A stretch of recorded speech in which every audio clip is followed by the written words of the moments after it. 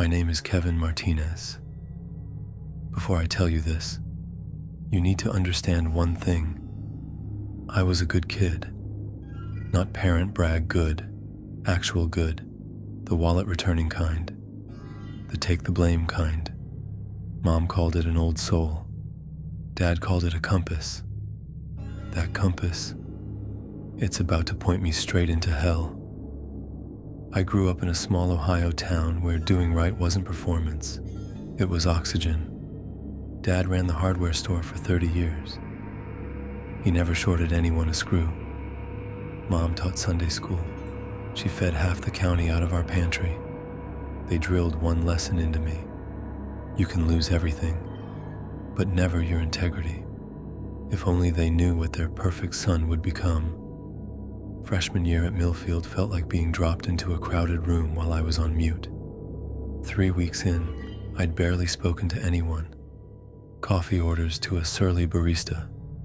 Directions to classrooms I couldn't find. My roommate, Derek, had been my one hope. We talked over the summer. Business majors, small-town kids, both nervous. But in the first week he left. Said the dorms were too isolated. Said the energy was off. His parents arrived on a Tuesday while I was in class, like they'd been waiting for the call. He left a note. Good luck, man.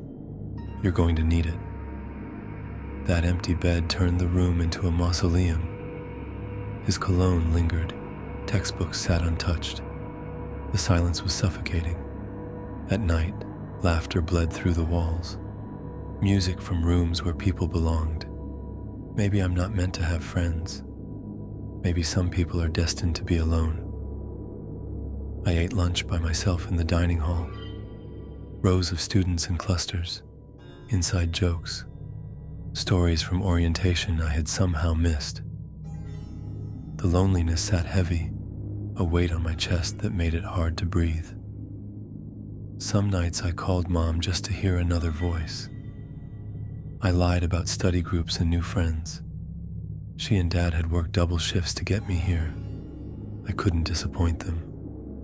The depression crept in, gray, poison, dragging everything down. My grades slipped. I skipped classes. Not because I didn't care, but because walking into halls of laughing students made me feel like an alien. That Thursday in the cafeteria changed everything. Marcus found me, tall, 6'2", confidence like armor, designer clothes, expensive watch, perfect smile. He slid into the seat across from me, like we'd known each other for years. Nearby students looked over, some waved, others nodded. You look like you could use some Brotherhood, Kevin. I almost choked on my sandwich. How do you know my name? Word gets around about the lone wolves, he said. I'm Marcus Wellington, president of Sigma Lambda Chi. We're always looking for men who march to their own beat. Men with a compass. This has to be a joke. But his tone was steady, serious, like he meant it. I don't really do the fraternity thing, I muttered. Marcus leaned forward, blue eyes locked on me. What do you do, Kevin? Besides eat alone and skip Professor Williams's class? My stomach dropped. How did he know?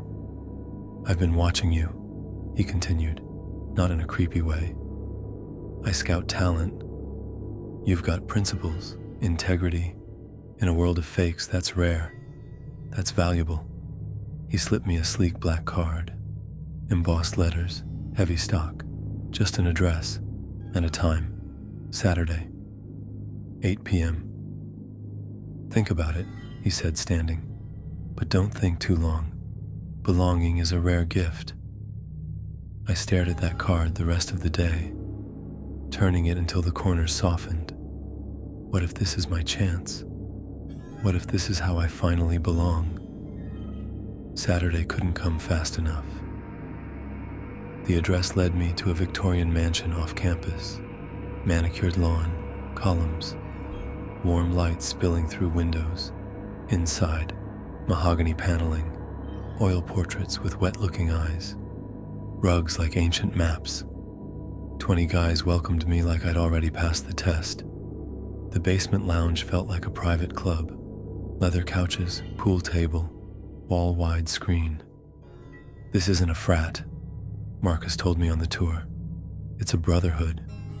Our people sit in Congress, on benches, in boardrooms. We don't promise parties. We promise trajectory. In his office, wood paneling, diplomas, photos with famous faces. He poured whiskey. Every brother is family. Family requires loyalty.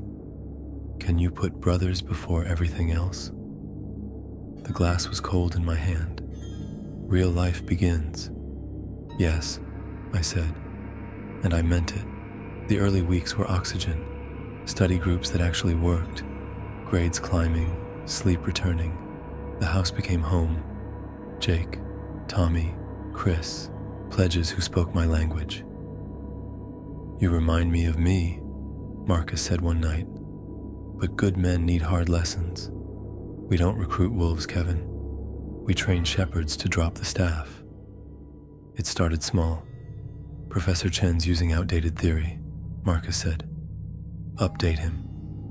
He handed me a keycard and a folder. I shouldn't break into. Do you want to belong? His voice chilled the air. Every brother proves himself. I told myself it was harmless, but the folder wasn't updates. It was nonsense. Fabricated theories, dead-end formulas. Next morning, Chen unraveled in front of 100 students. Phones filmed, laughter swelled.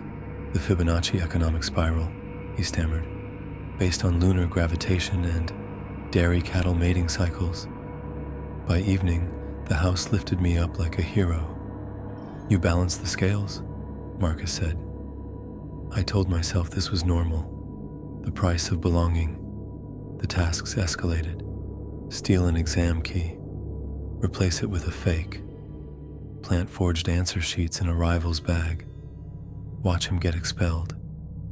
Smear Jessica Morrison online until she had no friends left. Each time I wavered, Marcus pressed. Jake did this. Tommy did that. Chris handled the system. You're not alone, Kevin. At 3 a.m. I stared at the mirror. Not a bad person, I told it. Just learning the rules everyone else already knows. The face staring back was mine, but something inside had turned. Consequences rippled. Chen lost tenure by month's end. His wife left. His kids stopped answering. I saw Jessica outside the student center. Her friends avoided her like she was toxic. I watched and said nothing. Marcus called me into his office. There's a girl in your psych class, Sarah Hendricks. She's writing an expose. He slid me a candid photo. Library light on her hair. She had once shared her notes with me. Whatever it takes, he said. Stop her, permanently. I can't hurt someone innocent. Innocent? He laughed like glass breaking. There are only useful people and threats. Sarah is a threat. He leaned in. Do you know what happened to Derek? He asked questions. Got cold feet. We educated him. He slid another photo. Derek, bruised, hollow-eyed. My legs shook. I turned to leave.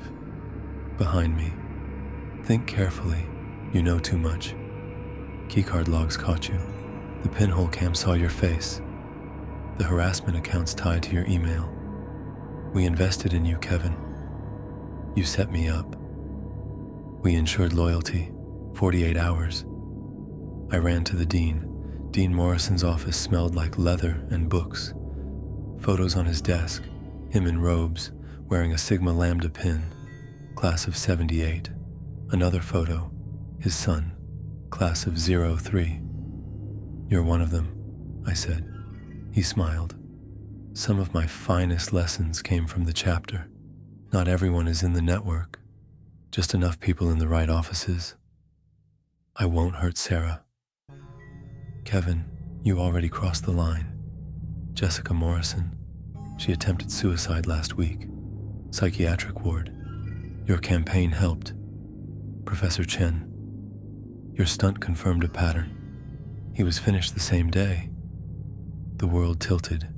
You keep calling people innocent and guilty, he said. That's not how the world divides. Back in my room, I opened my laptop. I wrote everything. Names, dates, tasks. Footsteps gathered outside my door. Multiple. Coordinated. The knob turned. Time for your final lesson, Marcus said through the wood. Time to talk about your future and Sarah's. The door opened. Marcus entered with 5 brothers behind him. Dark clothes, predatory faces.